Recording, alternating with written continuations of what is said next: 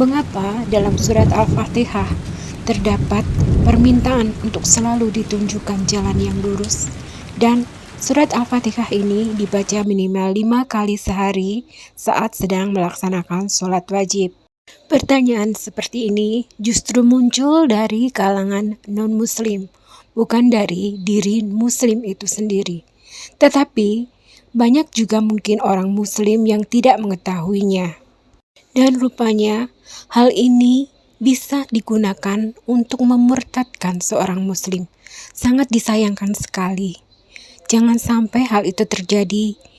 Saya berharap tayangan-tayangan di channel ini bisa menjadi jawabannya.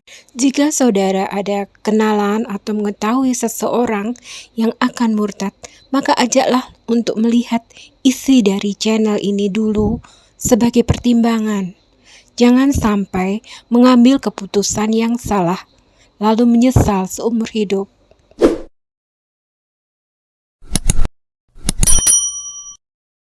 Jika ada pertanyaan juga, silahkan tuliskan di komen. Saya akan berusaha membuatkan video klipnya untuk menjawabnya. Setan selalu berusaha menghasut dan menyesatkan manusia agar memilih keputusan yang salah. Jangan sampai hal itu terjadi. Seperti yang berikut ini contohnya. Mereka lihat, missionary Kristian di Malaysia, dia bawa soalan ini, dia tanya kepada seorang budak Islam. Dia tanya dia, Nabi Muhammad SAW tahu jalan yang lurus tak? Dia kata dia tahu. Maka dia kata, kalau dia tahu, kenapa setiap waktu dia minta? Sampai dia wafat, solat terakhir pun dia minta. Itu menunjukkan dia tak tahu. Dan dia kata, tapi Jesus Christ tahu. Gospel of John chapter 14 verse 6, dia kata, I am the way, the truth and the life. No man can come to the Father by me. Maka Jesus Christ know the way, Muhammad do not know the way. Budak Melayu ni terkejut dengar soalan ini. Cepat-cepat dia ambil soalan tu, dia pergi cari ustaz dia. Dia tanya kat ustaz dia. Alhamdulillah, ustaz dia pun tak tahu jawab. Dan ustaz tak tahu jawab, tapi ustaz marah dia. Banyak tanya, iman lemah. Biasa tak you dengar orang cakap begitu? Kadang-kadang ustaz-ustaz saya ada berlaku begitu. So, dia kata, banyak tanya, iman lemah. So, budak ni dia tak keliru dah. Saya ingat Islam ada jawapan. Saya ingat ustaz saya tahu jawapan. Tak tahu jawapan, marah orang lagi. Maka budak Melayu ni, dia telah murtad. Dan sekarang ni dia jadi Christian missionary di Sabah dan Sarawak. Sebenarnya soalan ini begitu mudah sekali nak jawab. So simple. Yang pertama kamu kena tahu adalah apa punca yang menyumbang kepada kekeliruan ini. What is the cause of the problem? Tahu tak punca dia kat mana? Punca dia datang daripada terjemahan Al-Quran yang kurang tepat. Bukan Quran tak tepat. Translation yang tak tepat. Contoh, kalau saya tanya adik-adik di sini, apa maksud Iqra dalam bahasa Indonesia? Maksudnya? Di sini Brother Lim menyarankan agar terjemahan tunjukilah jalan yang lurus itu diubah menjadi bimbinglah agar selalu dalam jalan yang lurus. Tapi non-muslim pasti masih mempermasalahkannya dan selalu menanyakan, mengapa kalau sudah berada di jalan yang lurus, mengapa masih berdoa minta selalu dibimbing di jalan yang lurus? Begitu yang selalu mereka lontarkan.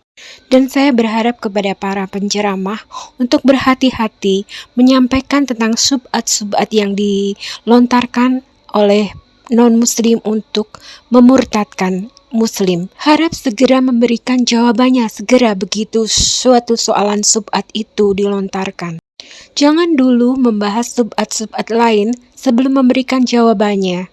Jangan sampai terlupa dan lalu subhat itu tidak dijawab. Karena hal itu bisa dipelintir dan menjadi kejadian yang seperti berikut ini. Setiap hari umat Islam berdoa, minta kepada Allah, ihdinas siratal mustaqim. Apa kata mereka? Berarti Islam belum berada jalan yang lurus, minta aja terus setiap hari kan. Padahal jalan yang lurus sudah Allah siapkan. Siapa? Yesus. Kenapa kok Yesus larinya ke Yesus? Karena ada satu ayat di Injil bunyinya begini, ya, akulah jalan dan kebenaran dan hidup, kata Yesus. Tidak ada seorang pun yang sampai kepada Bapa kalau tidak melalui aku. Akulah jalan kebenaran hidup, berarti aku yang siratal mustaqim. Gitu. Ini saya bukukan dalam buku ini semua. Nabi Muhammad kita belum selamat, masih dikubur, minta kirimin sholawat. Kan Nabi belum selamat kan, apalagi kita katanya. Tapi ikut Yesus, wah jamin pasti masuk surga. Kenapa? Kan Yesus sudah di surga. Doain mereka lagi. Terus apa? Nyiapin kapling lagi bagi mereka. Kata. Ya. Tentu itu bukan maksud dari Ustadz Moko Ginta, tapi mereka memelintirnya. Dan kebetulan Ustadz Moko Ginta lupa memberikan jawabannya. Cara berpikir non-muslim memang lucu dan aneh ya. Itulah kaum yang disesatkan. Suatu hal yang mudah menjadi sulit bagi mereka. Surah Al-Fatihah, surat pertama di Quran, berupa surat Al-Makkiyah yang terdiri dari 7 ayat ini, sering dipersoalkan oleh kaum non-muslim mengapa redaksinya seperti ini. Mereka bertanya, Allah berdoa kepada siapa? Kepada Tuhan yang mana? Lucu memang ya. Surah Al-Fatihah ini memang begini bunyinya karena ini merupakan doa yang dicontohkan, didiktikan secara langsung oleh Allah agar manusia bisa berdoa sesuai dengan kehendak Allah. Jadi bukan Allah berdoa kepada Tuhan lain, tetapi inilah contoh doa yang dikehendaki oleh Allah untuk dibaca oleh manusia setiap kali melaksanakan sholat 5 waktu. Kerancuan mereka karena tidak paham bahwa Allah itu proper name, nama Tuhan asli, Tuhan sesembahan Muslim. Di kamus pun sudah disebutkan bahwa Allah itu bukan nama umum Tuhan, tetapi proper name, nama untuk Tuhan yang disembah oleh Muslim, Tuhan seluruh alam semesta. Allah adalah nama khusus Tuhan, Sang Pencipta alam semesta, bukan nama umum sembarang Tuhan. Dengan surah Fatihah inilah Allah contohkan cara berdoa yang tepat kepadanya, sesuai yang dikehendakinya, sehingga redaksinya harus tepat sama. Dan menggunakan bahasa aslinya, yaitu dalam bahasa Arab.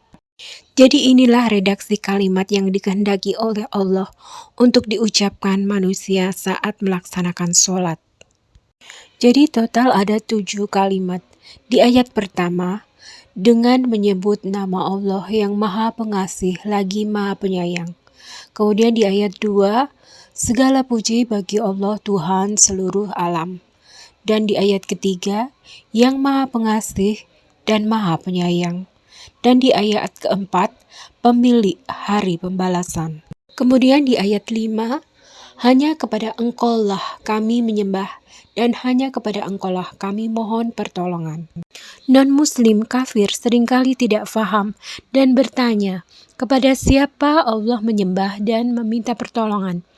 Firman Allah ini mencontohkan ya, bukan Allah yang menyembah dan meminta pertolongan, tetapi manusianya yang menyembah dan meminta pertolongan kepada Allah. Inilah redaksi kalimat yang dikehendaki Allah untuk dibaca oleh manusia setiap kali melaksanakan sholat.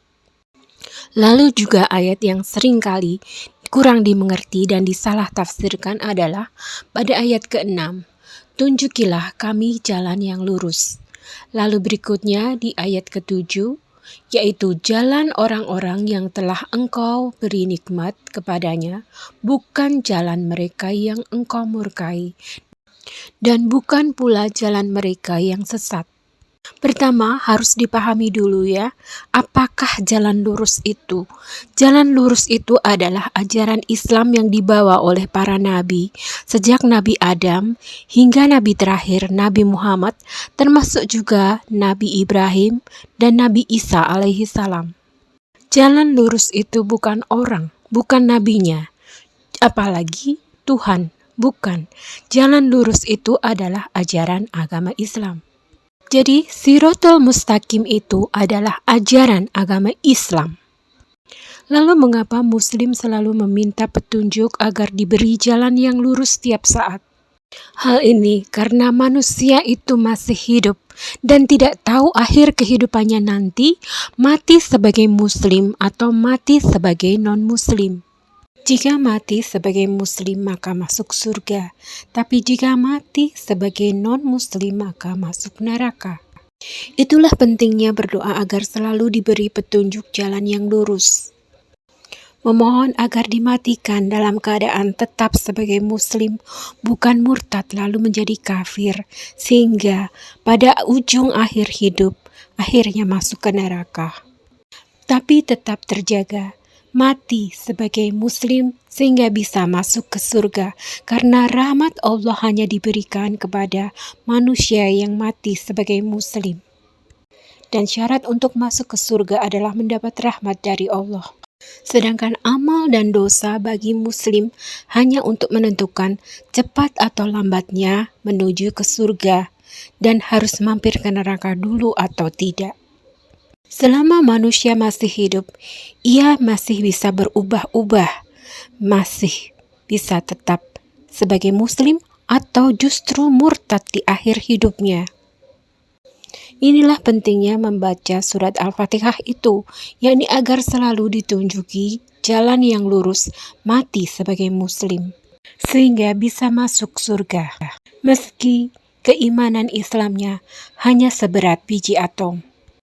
Inilah jawabannya mengapa surat Al-Fatihah begitu bunyinya.